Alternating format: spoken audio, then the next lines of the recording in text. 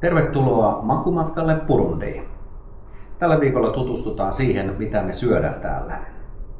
Tämä paikka, missä me asutaan ja tehdään töitä, meille tarjotaan lämmin lounas jokaisen arkipäivänä. Eli aamiaiset, iltapalat, viikonloppuruuat me kokkaillaan täällä itse, mutta jokaisen arkipäivänä me voidaan mennä tuonne alakertaan, hakea noutopöydästä omiin astioihin lämmin lounas ja tulla tänne kotiin syömään se.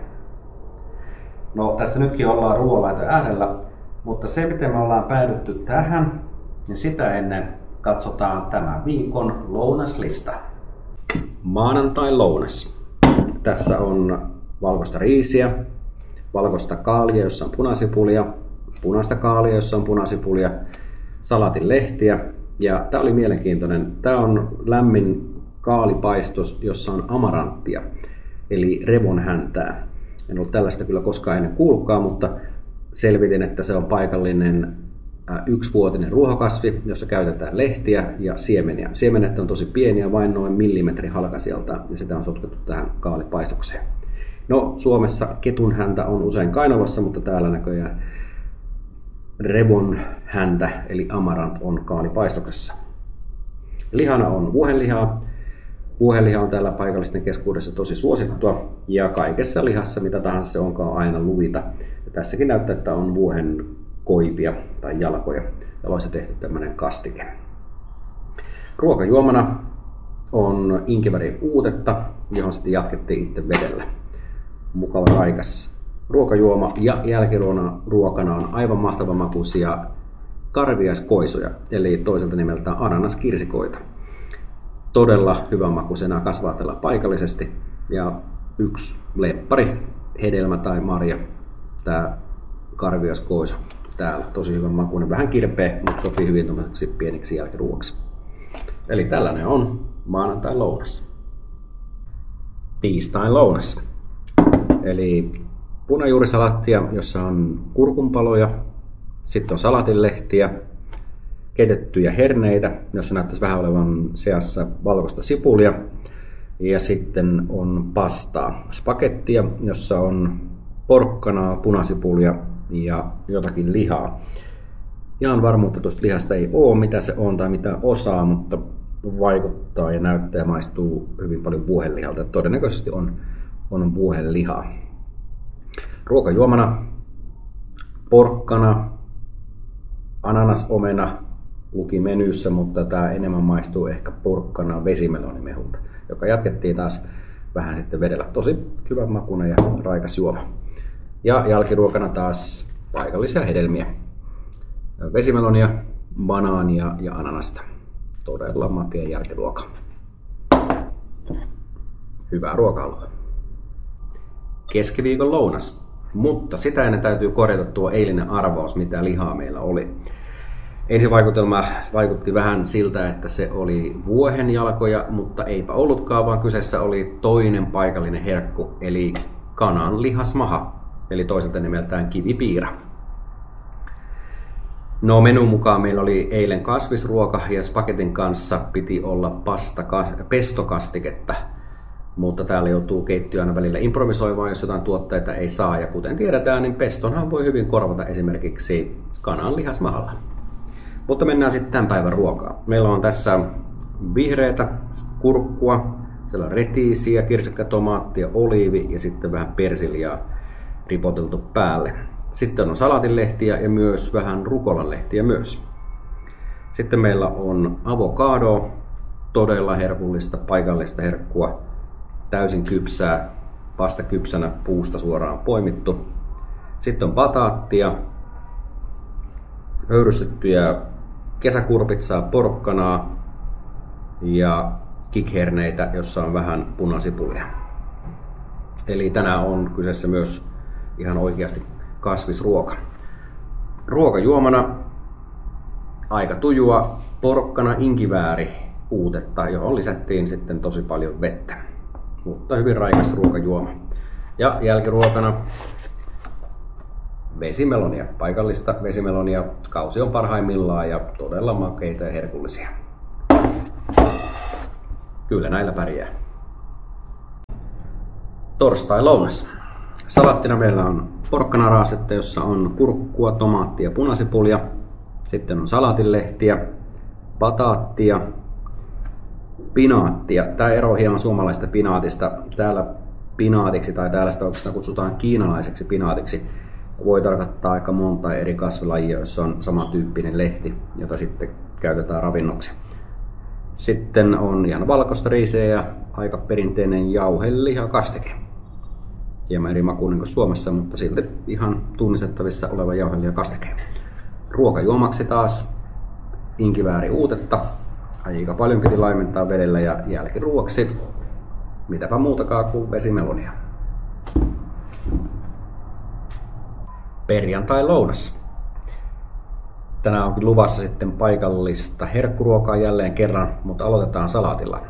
Porkkanaraastetta, punasipulin ja itujen kera, lehtisalaattia, rukolalehtiä, tavallisia papuja, jossa hieman valkoista sipulia ja sitten paikallinen herkku indakaara eli hopeasärki, joka nähtiin kuivumassa joku jakso sitten tuolla ulkona pressun päällä. Siihen on näköjään paistettu mukaan vähän punaista sipulia. Ja sitten on uuniperunoita. Ruokajuomana kurkku, vesimeloni, tuore mehu.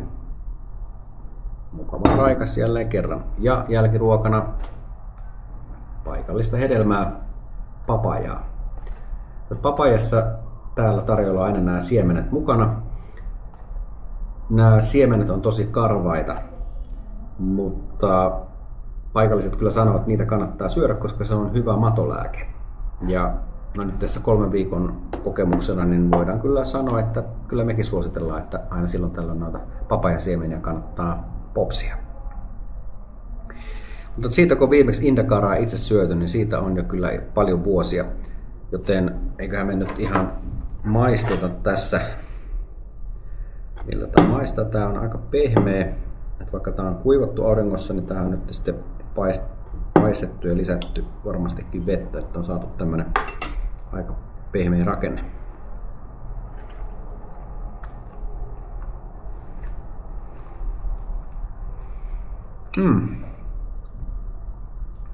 Aika mielenkiintoinen makuelämys. Niin kuin nähdään, nämä paikalliset ruuat on aika yksivärisiä, aika vaaleita värejä.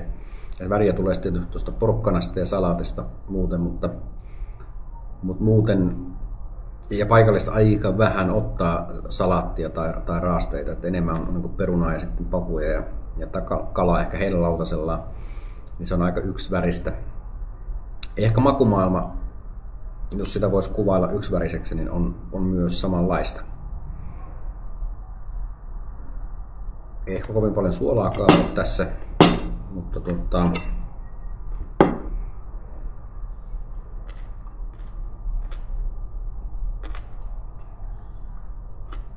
on aika jauhomainen suutuntuma.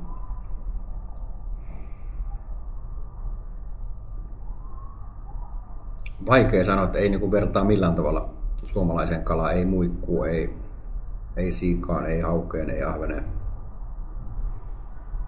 Mutta varmasti siinä proteiinia on. Mutta ei mitään, tämmönen oli viikon ruokalista täällä.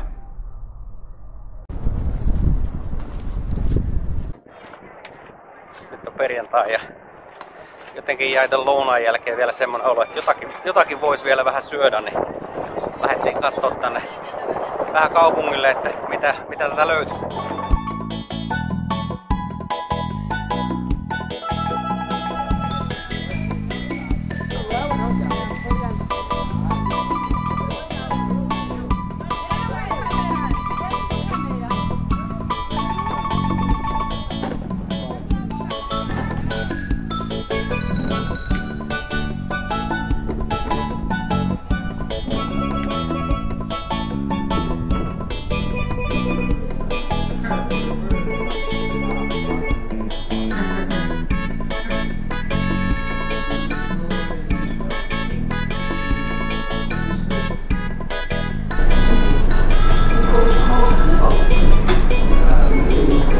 Tultiin tähän paikalliseen teurastamoon tai lihakauppaan, se sama asia täällä aamulla teurastetaan. Ja tässä oli kuultiin tässä vihje, että tässä on kylmät iskit, niin täältä uskotaan tulla iltapäivälläkin hakea vähän lihaa. Katsotaan mitä löytyy.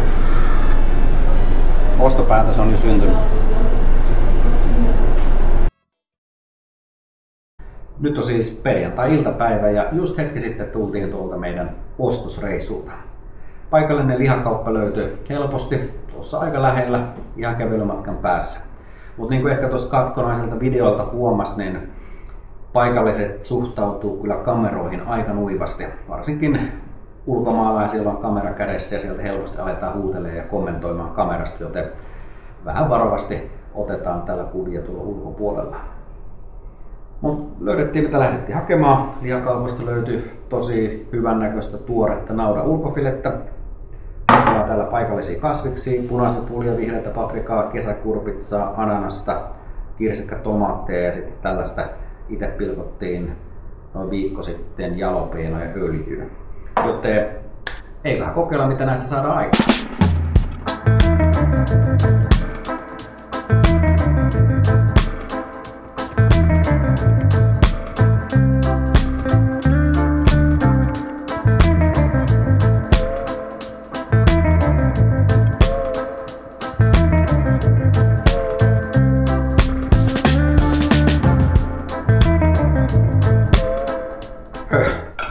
Voin laittaa tomaatit.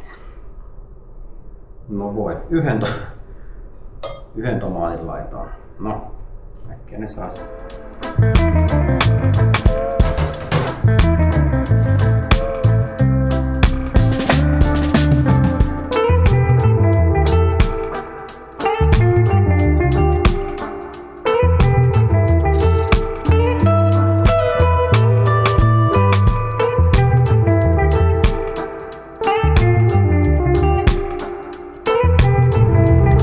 Täältä pihan perältä löytyi grillauspaikka. Tässä yksi hiiligrilli, no hiiliä ei nyt näytä olevan, jätetään se tuonnemmaksi, mutta toinen on kaasugrilli.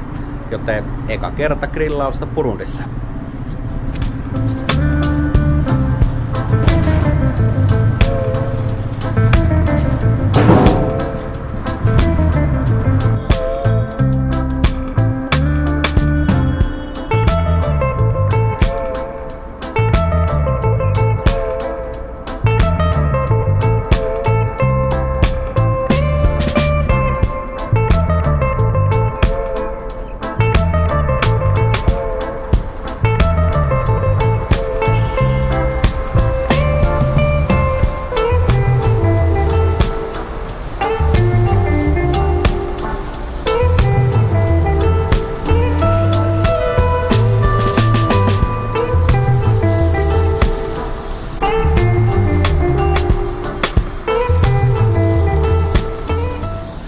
Hyvältä näyttää jo nyt.